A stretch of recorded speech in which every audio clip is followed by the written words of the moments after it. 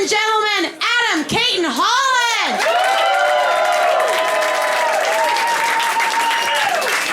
Hey, thank you. Thanks for coming out to my album recording, guys.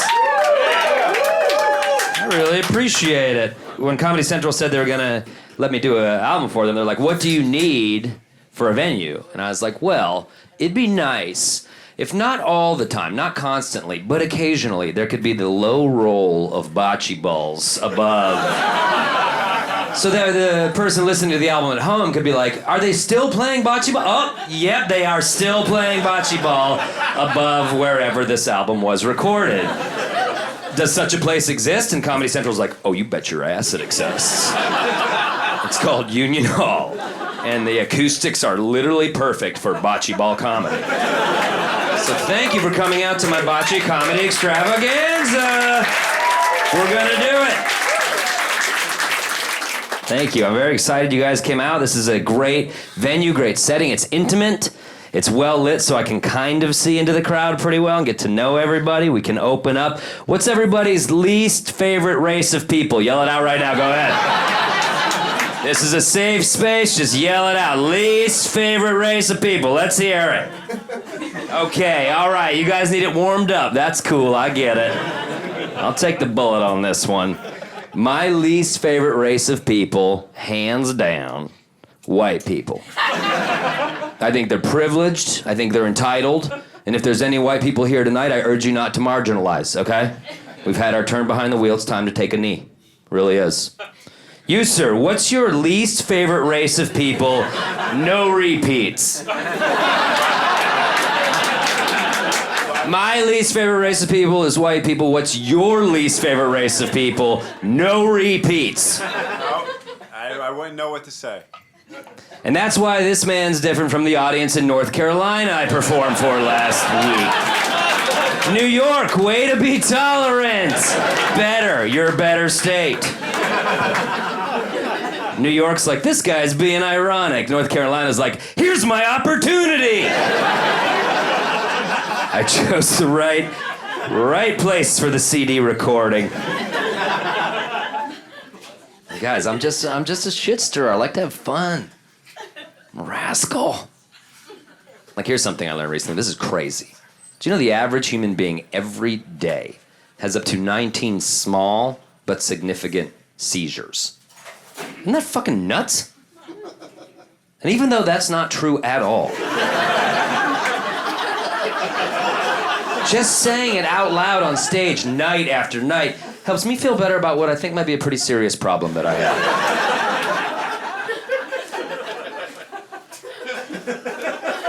I'm stirring shit up, guys. I'm having fun. You got to. Like, here's something I did recently. I don't know if you guys got wind of this. 7-Eleven recently celebrated the 50th anniversary of the Slurpee. We fucking did it. USA, you guys. We're not all bad all the time. We get some things right. Slurpee's 50!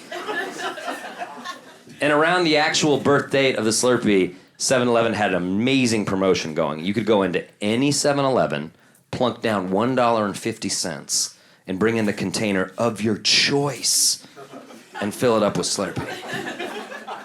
And America fucking responded, you guys. People showed up with trash bags, kiddie pools. We went fucking nuts. Here's what I did. I day drank that day. I got absolutely hammered. I strolled in there about 1 a.m., walked up to that register confidently, and I was like, yeah, 1 pack of Magnum condoms, please, sir. He slid the condoms across the register. I unwrapped them from their cellophane, and I just beelined right over to that Slurpee machine. Just proceeded to fill up 12 Magnum balloons full of delicious Slurpee. Tied them all off, scooped them up my arms. Was like, see you at the Centennial, dipshits. Score one for Adam. Just handing them out to homeless dudes left and right. Celebrate, guys, Slurpee's 50, but do it responsibly. I don't always have my Rascal cap on, though. Sometimes I can't think quick enough. Like, I was recently walking my dog, and my dog took a shit in this dude's yard, and I removed a bag, because I was ready for it. I'm not a piece of shit neighbor. And I was scooped down, and I'm getting that bag, full of shit, and I'm about to go on my merry way when I heard this furious knocking coming from the second-story window of the house I was standing in front of, and I looked up, and it was the homeowner banging on the glass desperately to get my attention. And when he finally got my attention, he just gave me a big thumbs up for doing the right thing. And I was creeped out, so I walked away very fast. But what I wish I had had the presence of mind to do in that situation was to give him a big thumbs up right back, and then smile really big at him. And then without breaking eye contact, just slowly allow the smile to fade from my face. And then even more slowly, just turn my thumb down. Lower my fist into my pocket and produce a lighter. And light that bag of shit on fire. And then while holding my unflinching gaze, just walk up to his front stoop and gingerly place that bag of shit on the welcome mat. And then ring the doorbell and walk back into the neighborhood from whence I came, both middle fingers blazing. He would never recover from that. Are you kidding me? I'd be in that guy's head for life. You don't bounce back from something like that. There'd be a for sale sign in the front yard the next fucking day. I'm reverse gentrifying this neighborhood. One house at a time. I recently bought a 2016 Ford Escape because I ball so hard motherfuckers want to find me. Yeah, my car's stupid nice. They had to assemble it. It took them months. And when they finally shipped it from the plant in Michigan to my home in Denver, Colorado, they started sending me email updates about its progress. And the closer and closer it got to Denver, the more frequent those updates became. So one night I was out at the bar with my friends all hammered, and my pocket buzzed, so I knew I had a new email. And I pulled the phone out, and through one sort of just fluttering, half-drunk eyelid, I read the subject line, and the subject line just read, "Your escape is in Nebraska."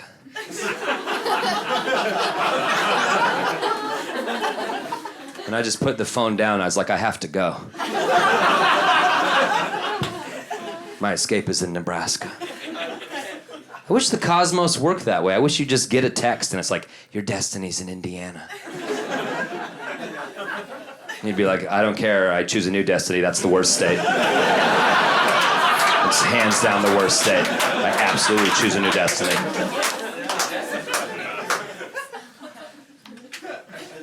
I love my Ford Escape, I love it, but I'll tell you guys what, I would have paid sticker price just for the Sirius XM radio on that thing. What the fuck? How'd you guys not tell me about this? It's like my entire life, I've been like, you guys, Earth is flat. And you're like, no, dude, it's round. And it comes with literally thousands of stations of commercial-free radio. I found a station on there called Lithium. It's nothing but 90s alternative hits. You're talking to a dude that graduated high school in 1998, okay? I get in the car, I put on Lithium, fucking anything's possible. The other day, my entire ride was narrated by the following progression of songs. Basket Case by Green Day, out the gates, boom, first fucking authoring. After that, it was Peaches by the President of the United States of America. You kidding me? After that, it was Cumbersome by 7 Mary 3. After that, it was Alice in Chains, but that didn't matter because after that, back-to-back Bush songs. That is a Bush block. That's more Bush for your fucking buck. I was like, is this 1997? Because all of a sudden, I feel like I can make varsity. But it wasn't 1997 at all. It's another sad trip to the bank on a Tuesday afternoon to deposit a residual check for $1.17. Because one time I ordered a sandwich on TV. That's right, guys. Sandwich Guy. Happy endings. 2 episodes. That's recurring. I know it's been eating you up. Where do I know this guy from? Where my bird watchers at? Make some noise. Cuckoo! Yeah. No bird watchers in the house? Sure. We're shy. We bird watchers are shy. That's why I'm out here on stage trying to make it cool. Hold for bocce roll. Perfect, we're back.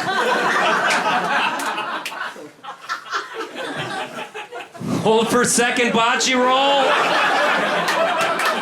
And it sounded like a good hit. It sounded like he did good on that one. Congratulations to him. Or her. Recently walking into a coffee shop for my morning cup of joe, and I startled a bird off the curb, and the bird fluttered through my field of vision, and it landed in a tree, and my birder radar went off instinctually. I knew this wasn't a sparrow or a pigeon, some plebeian trash bird. I knew this was a rare bird to be studied, maybe even pondered. And I'm standing outside that coffee shop looking into the tree trying to figure out what this bird is when a cholo on a bicycle rode by. And he yelled out, and this is a direct quote, he yelled out, "What are you looking at, dick sucker?" And then he just kept on going. Yeah, I didn't stick around for the answer at all. I wasn't looking at him, I was looking in the tree minding my own goddamn business, sucking approximately 0 dicks at the time. Like not even a dick. Nevertheless, "What are you looking at, dick sucker?" And just gone towards the horizon. And so I yelled after him. I was like, "I think it's a kestrel." But you know, it could be a juvenile Cooper's hawk. It's hard to tell at that age. Their plumage hasn't fully developed. And you can hear that story and more on my new podcast, Avoiding Hate Crimes Through Confusion. Nerdist Network, what else could it be? You guys are looking at me and you're like, "Damn, Adam, you're pretty OG birder."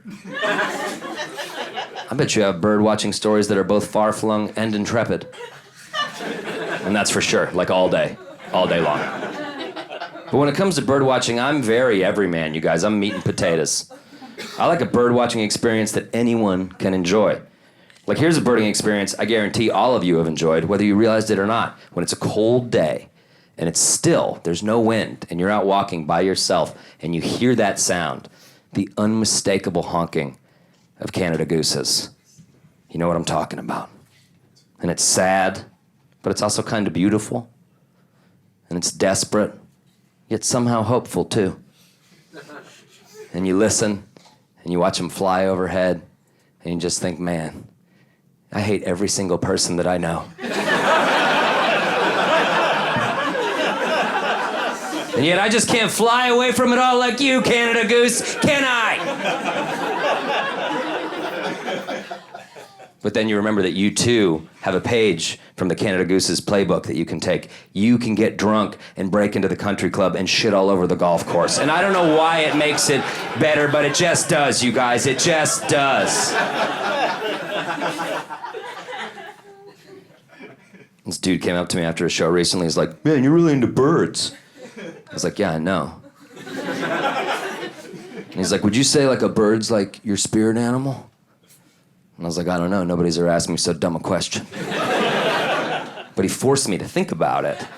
And I remembered as if for the first time, when I was in 3rd grade, my classroom was on the first floor on the corner of the building, so we had 2 doors. And the circulation in the building was just bad. So we kept those doors open all the time. And something about the room just attracted crows.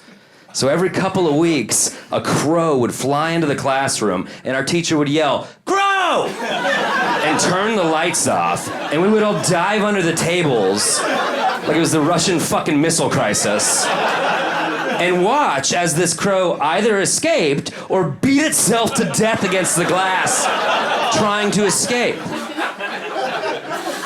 And I'm not kidding, this happened like 8 or 9 times my 3rd grade year of schooling. So I don't know if a bird is my spirit animal. I think it might just be 35 traumatized 8-year-old children huddling beneath tables. What the fuck, Montessori? What are you doing, really? I mean, close the goddamn doors instead of just giving us gold stars on all the pictures of dead crow after dead crow after dead crow we kept turning in. It was the only way we knew how to communicate. Recently performed in Cleveland, Ohio. Hell yeah, boys. Just 2 Cleveland dudes out on the town. Is that you, Drew Carey, you old dog? Fucking Drew Carey. Get up here in due time, you dog. When you go to Cleveland, you land at the airport, you're walking through the baggage claim, and the mayor of Cleveland comes running up to you, gets right in your face, and he goes, "You have to go to the Rock and Roll Hall of Fame right fucking now!" And you're like, "Serious?" He's like, "Seriously!" Puts you in a car, they drop you off, you never see him again. It's bizarre. And so you're there at the Rock and Roll Hall of Fame. And I don't know if you guys have ever been. The Rock and Roll Hall of Fame is like the nicest Hard Rock cafe I've ever been to in my entire life. And hands down, best hard rock I've ever been to in my life. But there's a missed opportunity going on at the Rock and Roll Hall of Fame because it's staffed exclusively by like aging Ohioans. Old men and women from Ohio, septuagenarians, just finishing out their days at the Rock and Roll Hall of Fame. It's like a lot of cities will do at the airport. We let our old people volunteer there. You land in the city, you go up to information, and you're like, "Hey, can you point me to the rental cars?" And they're like, "My son won't call me!" And you're like, "Oh, God. All right, I'll figure it out myself. I'll figure that out myself." And that's what's going on at the Rock and Roll Hall of Fame, and that's nice. Look, I want old people to feel useful and have a way to spend their latter years. But if I ran the Rock and Roll Hall of Fame, I would use it as a warehouse for aging roadies who couldn't cut it anymore out there in the field. You know what I'm talking about? Like somewhere in middle America, some old roadie named Jake's like dragging an amp across the stage at an Anthrax concert. All of a sudden his fucking knee goes out and he's like, "God damn it, I can't do it anymore." And an official from the Rock and Roll Hall of Fame just like taps him on the shoulder, hands him some papers. He's like, "Congratulations, Jake, you're retired. We're shipping you to Cleveland." And then the entire Rock and Roll Hall of Fame would be staffed with guys like Jake, just old roadies with gray and goatees and ponytails, black tour t-shirts, leather jeans, just wild-eyed and drug-addled. You wouldn't know what the fuck you were getting out of those dudes. It would be like a choose-your-own-adventure every time. Like nice families would wander in and be like, "Oh, excuse me, sir, do you work here?" Jake's like, "Yeah." They're like, "Well, we heard that you had all of the Beatles' Sgt. Pepper outfits. Is that true? And if so, point us to them. That's amazing." Jake's like, "I'll tell you what, I saw Scott Weiland get his dick sucked by a teenage runaway in a Walmart parking lot. Okay, kids, earmuffs. Let's go look at the gift shop. Holy shit."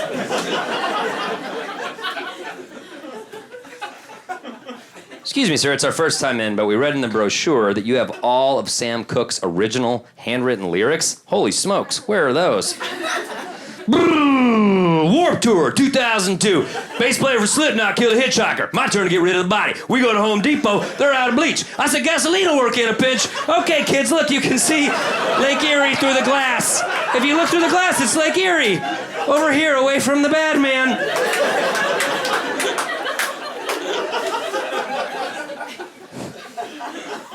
"Shit, we had us a saying on the Allman Brothers Dixie Rising tour, and that saying was, if there's grass on the field, you go ahead and you play." "Okay, Jake, no thank you. No thank you, sir." Too real of rock and roll history.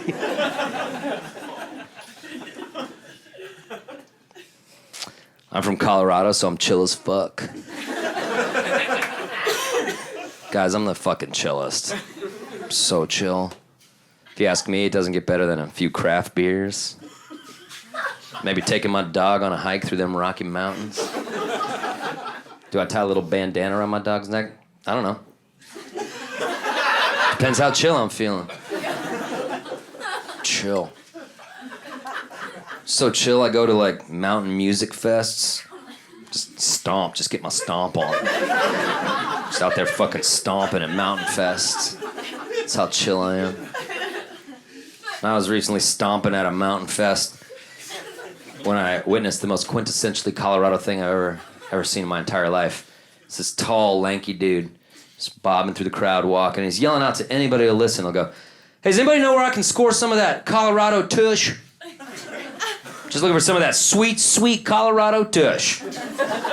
I'll pay for it. I'm willing to buy. I'm an honest man. Just want some of that sweet Colorado tush you hear so much about." And then this other guy out there just goes, "Do you mean Kush, you dumb Texas motherfucker?" Which answers the question, no, legalization does not necessarily equal tolerance.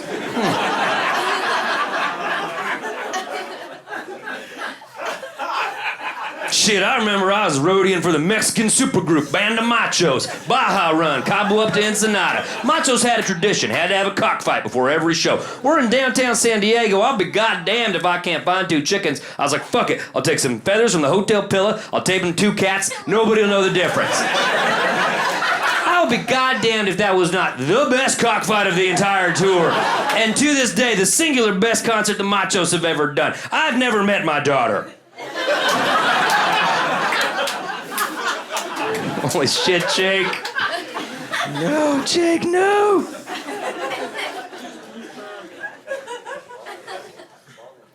That Mountain Fest I was out there stomping at. It's in a town called Telluride, Colorado. It's my favorite part. Some of you have been there. Best part of Colorado is Telluride. It's like Aspen, but with taste. And if anyone ever asks you, what's the whitest thing you've ever heard? Say it was a comic who said Telluride is like Aspen, but with taste. Beneath the slow funeral dirge of bocce balls rolling overhead.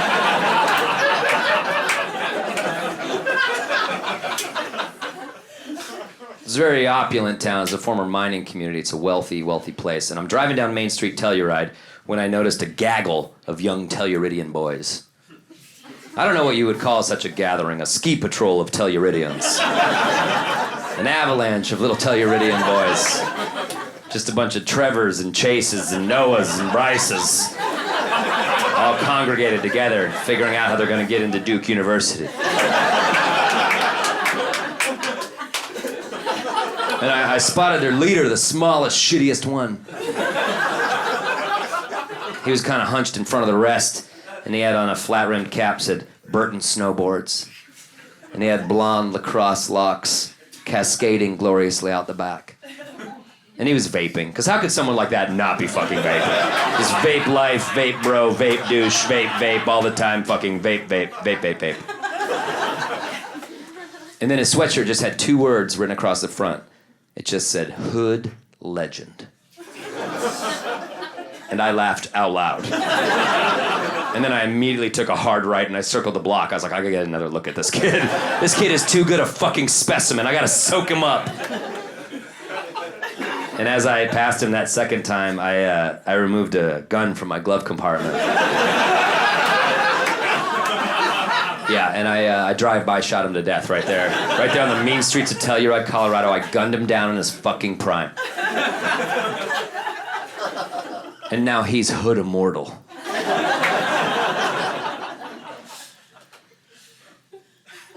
Fuck, early 2000s, I'm roadieing on the Lilith tour. Hell yeah. Bunch of powerful women. So powerful, their periods synced up after about a week out on the road. You could smell us coming a mile away. Pack of wild dogs from an Indian reservation started following the tour from town to town. You know the ones I'm talking about. Titties all hanging down to the ground.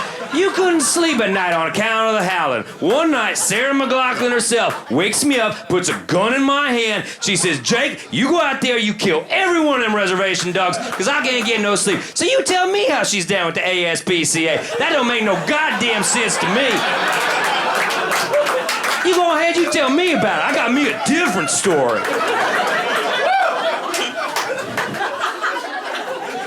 Sweet Christ, Jake, no! That's my new catchphrase. You go on ahead, you tell me about it. Choose your own spelling on however you want.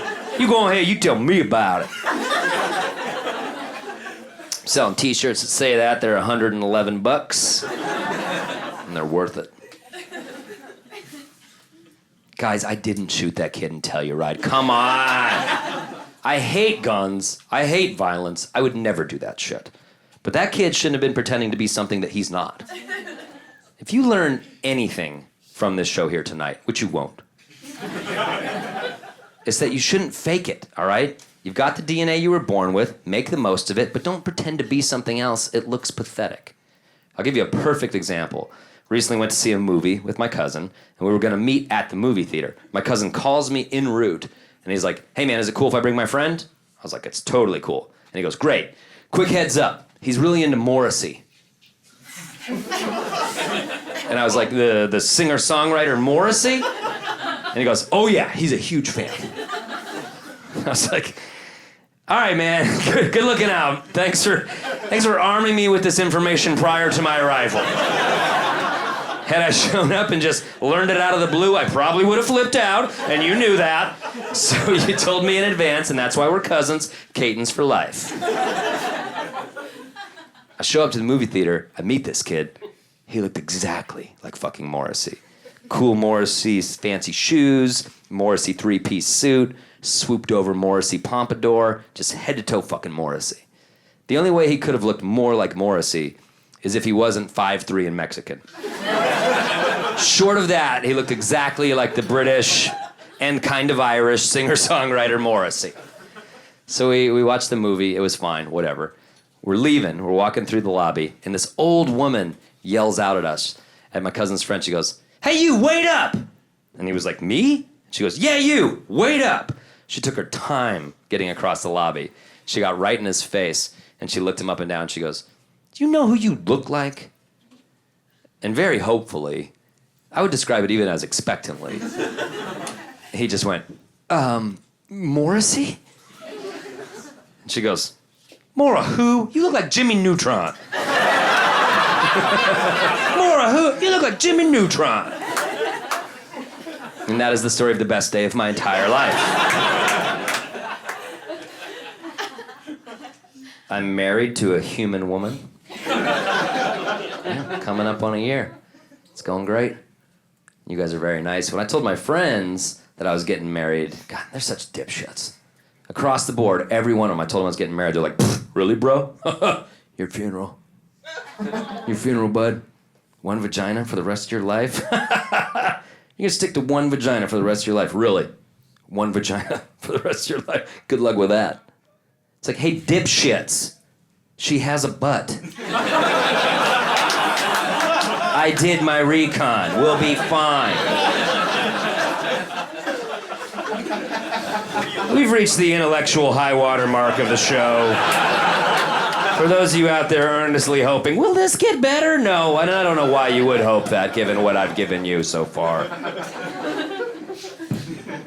We lived together for about 2 years before we got married. I had never lived with a partner before. You learn a lot about yourself when you live with a partner. For example, I learned that I talk in my sleep. Yeah, apparently I engage in full-blown conversations while sleeping. My then girlfriend, now wife, about 3 weeks after she moved in, she informed me that I rolled over one night, and apropos of nothing, I just went, I can't go back to prison. Yeah, that's what I said. And she was very understandably intrigued. And so she asked, "Well, what were you in prison for?" And I'm told that I said, "Crimes committed." Because asleep or awake, you're not painting this motherfucker into a corner, all right? But she pushed forward like a super sleuth. And she was like, "What kind of crimes specifically?" And apparently I said, "That's none of your goddamn business." You guys, Dream Adam is a badass. He's been to prison.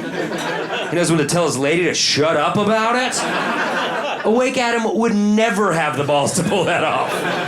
He would just take it and take it and take it. She said she got into bed a few weeks after that, and I just went, "Hey, great job, guys. What is that about? What the fuck was I dreaming about?" Are you telling me in my sleep I have teammates and/or friends that I'm proud of?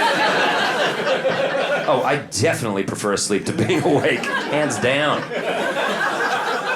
That's why I've been sleeping an average of 20 hours a day like a lion. A lot of people say that's a telltale sign of depression. I say the other night, I dreamt I was the 5th Ninja Turtle. I'm having the time of my goddamn life. They called me Botticelli. I wore yellow. Throwing stars, my weapon of choice. I made a nice addition to the team. The foot was fucked. My wife is Catholic. I'm agnostic. I'm not sure if I'm agnostic.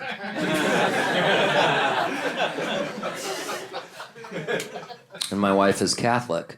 And people are like, "How are you going to make that work?" Those are two irreconcilable belief systems. How's that ever going to work out for you guys? I'll tell you how we're going to make it work.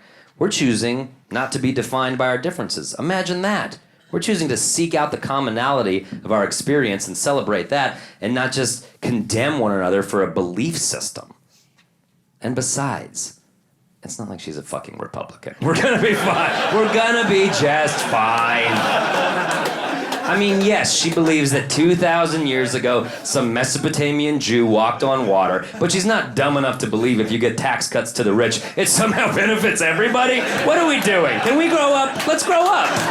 Let's just grow up.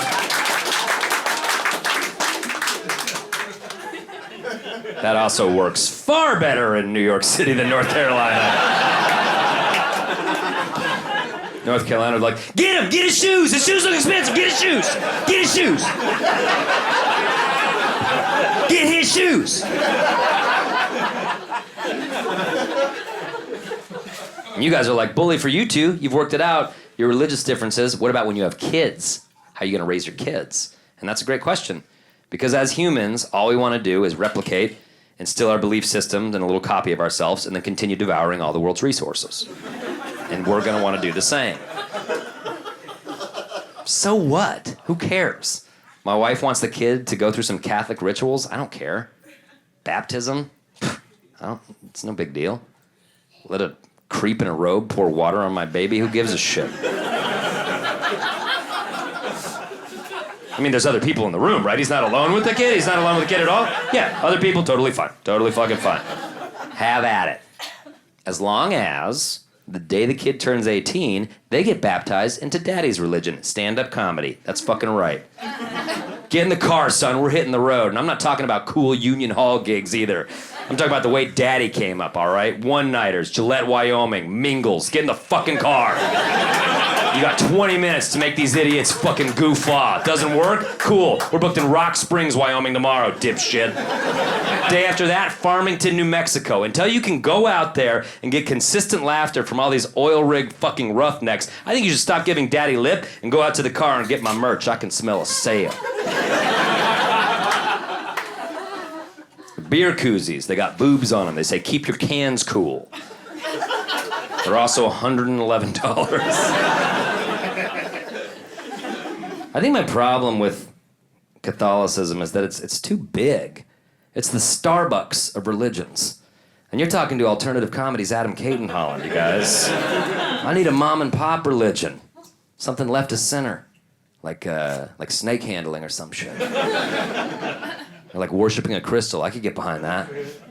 Or Satanism. Fuck, hell yeah. Can you imagine how pissed my wife would be, my Catholic wife, if I just embraced Satanism? Just burst into church one day during Mass with a pentagram on my forehead, just like, boom! Walk down the aisle. Yeah, I got a question, Your Honor. Priest is like, that's definitely not my title at all. And this really isn't a question-answer type of situation. Yeah, you've jawed enough up there. My question is, if this Jesus Christ guy's so badass, how come nobody ever sold their soul to him for sick-ass guitar skills? Then I just fucking air solo for like 7 minutes in front of the entire congregation. Now everybody wants to follow me, I'm gonna go buy some curly fries for juggalos. That's my religion, hell yeah! So it was written in the New Testament, and I don't think I need to point out that that's spelled N umlaut U.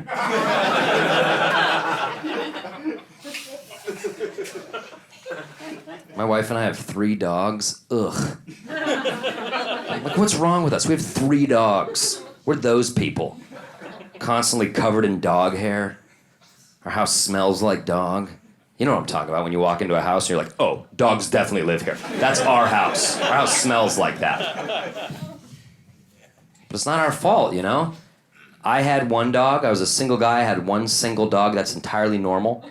She was a single woman. She had 2 little dogs. That's entirely normal. We united the clans and now we have 3 dogs and that's not fucking normal. That's too many goddamn dogs. What are we supposed to do? Just like put them all in a room and be like, we only got room for 2. We'll be back in an hour. Work it out. No, we are not monsters. So we embraced all 3 dogs.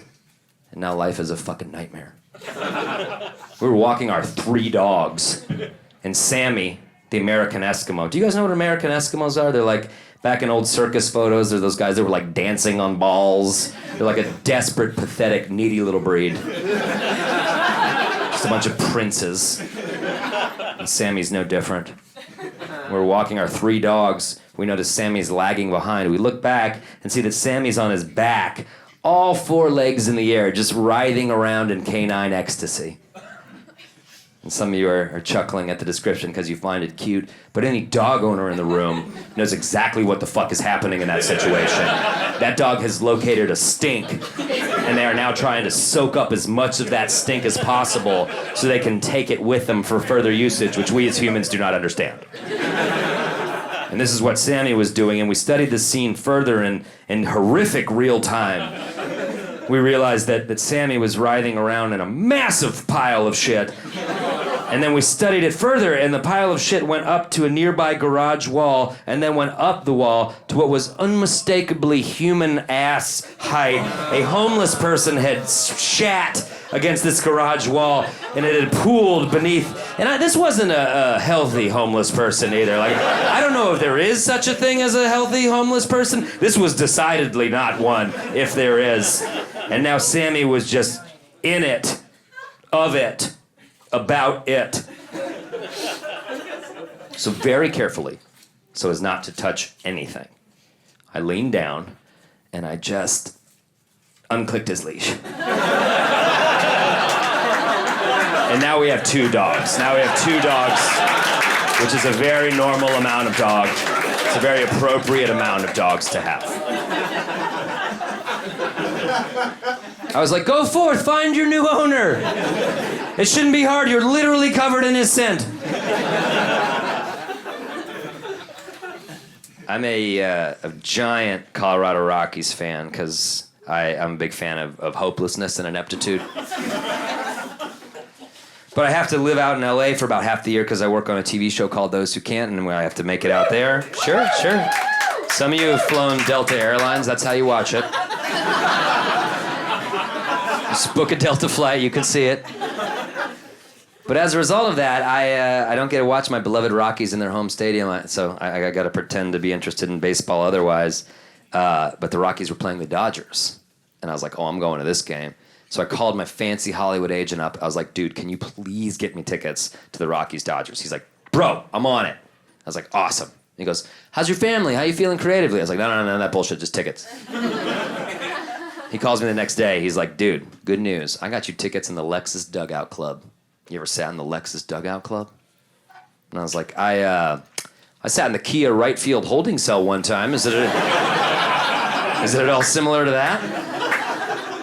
And he's like, no, it's not at all similar. Do yourself a favor, get there 2 hours early. You're going to love it. So I got there 3 hours early because I'm a huge baseball fan. And I'm glad I did because the Lexus Dugout Club is the greatest place on earth. Hands fucking down. I had to go through numerous checkpoints as I wound my way through Dodger Stadium. And then when I finally got to the last checkpoint, I walked into the Lexus Dugout Club. Here's what I was greeted with. Here's the image I saw upon first entering. Tommy Lasorda, Mr. Slim Fast himself, with an arm around a Dodgers fan, taking a picture with this fan while simultaneously scolding said fan. He's just in this dude's ear being like, that's the problem with your whole goddamn generation. Nobody says please. You have any idea how many people come up to me every day wanting a picture and nobody says please, just like you didn't say please? Is it that hard? Is it that hard to say please? Is it that hard? Click. And I just love that this dude somewhere in Los Angeles has a framed photo on his mantle of Mr. Dodger giving him the goddamn business. But I didn't have time for Tommy Lasorda. There was too much to enjoy, so I pushed past him into the Lexus Dugout Club. Oh my God, you guys. I was greeted by the most incredible all-you-can-eat buffet I've ever seen. It was like a cruise ship with no disgusting old people inside. And not just baseball fare, sushi, tacos, anything you wanted. All for free. And I was overwhelmed. So I was like, dude, focus. Don't overthink it. It's a baseball game. You want a hot dog, go get one. And then I spied in the back a giant grill. So I beelined through all the other types of food, and I went to the grill, and it was every type of hot dog imaginable. All of them foot long. I'm talking Polish sausage, kielbasas, Red Hots, bratwurst, anything you wanted, they had it. And I was just thinking to myself, all right, man, if I focus and remember to breathe, I could conceivably put down 9 feet of national pastime meats before this day is through. And so I grabbed the one pair of tongs they had set out there, and I was like trying to make my decision when all of a sudden I just felt a presence to my right, and I looked over, and it was Jack White from the White Stripes standing right next to me, waiting for his turn at the hot dog station. And he looked at me and he just goes, "All these hot dogs, you'd think they'd have more tongs."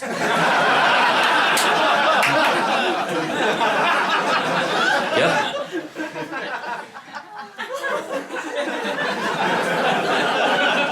If you could go back in time and find 21-year-old diehard White Stripes fan Adam Cayton-Holland and ask him, "Hey Adam, if you ever theoretically meet Jack White, what is it you'd like to talk to him about?" It would be hot dogs and fucking hot dog tongs. Exclusively. Are you kidding me? The entire experience was so essential, so American. 2 men standing around the grill talking meats at a fucking baseball game. It reminded me of the stripped-down, blues-infused rock and roll that catapulted Jack White to fame. And I wanted to say something cool like that to him to let him know what a meaningful experience this was for me. But all I could muster in sort of starstruck moment, I just went, "Yeah, tongs!" And in that exact moment, I knew exactly what it was like to be Meg White.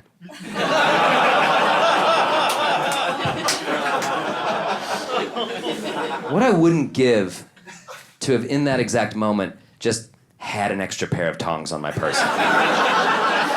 Like, what if I had just woken up that morning and been like, "You should just carry an extra pair of tongs with you today," and done it. And Jack White said, "All these hot dogs, you'd think they'd have more tongs." And I had just produced an extra set of tongs and handed it to him and said something cool like, "Yeah, that's why I always bring an extra pair, a tong." Jack White would have been like, "Yeah, all right, bud. I got one question for you. You know how to play guitar?"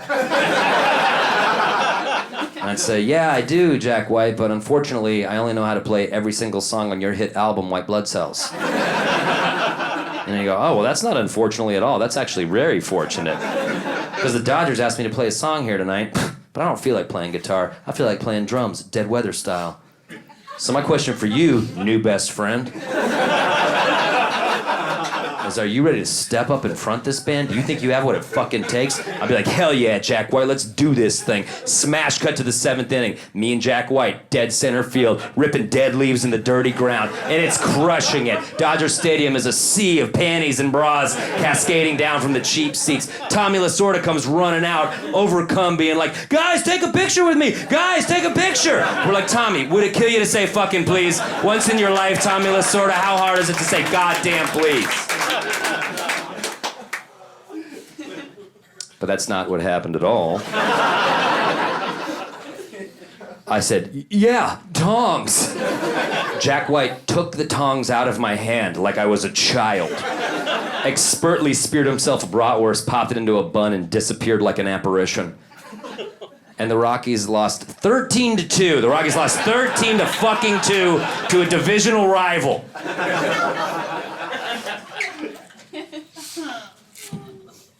I recently had the opportunity to teach a class on stand-up comedy, kind of like I've been doing tonight. High five me right fucking now. It was at a school for the performing arts, a bunch of do-gooder teens, and they had me in to teach a class on stand-up because that's how tax dollars work. I don't get it either. So for the most part, I just played my favorite albums. I had them write like Dave Letterman top 10 lists, so they get good at writing like a crisp punchline.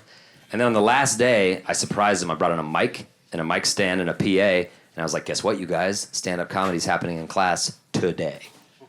And all the 18-year-old boys in the class are like, "What are you talking about, dude? This isn't stand-up comedy. There's like 15 people in the room, and we know everybody." And I was like, "Yeah, welcome to stand-up comedy. Get used to exactly this."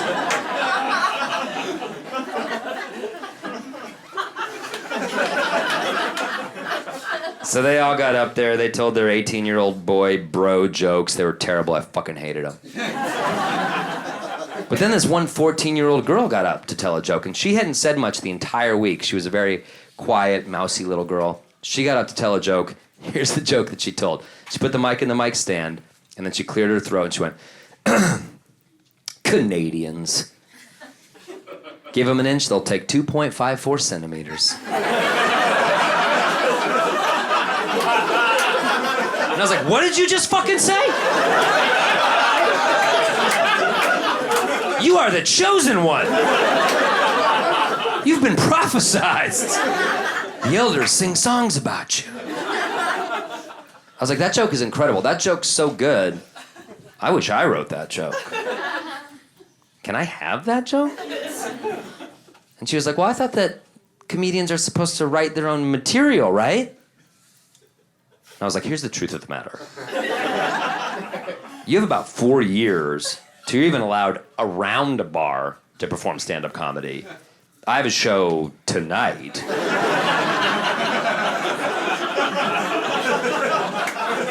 I'm taking that joke. Welcome to stand-up comedy.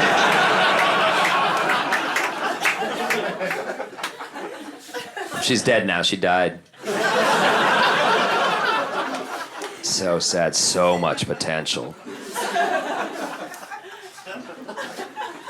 Harper Lee, R.I.P. R.I.P. Harper Lee, you guys. We lost one of the good ones. I recently read her book, Ghost Set a Watchman. And I'm mad as hell about it. And if you're not paying attention. Because we're currently mired in the greatest literary controversy of any of our entire lives. And you guys are sitting there blinking at me like nothing happened. I'll clue you in. You all know Harper Lee. She wrote To Kill a Mockingbird. She wrote that in the year 1960. It was required reading for any American student. She wrote that, won the Pulitzer Prize, and then she never wrote another thing again. She disappeared into glorious Southern obscurity. Harper Lee, bona fide badass. Until 2015, when senile-ass Harper Lee put out Ghost Set a Watchman.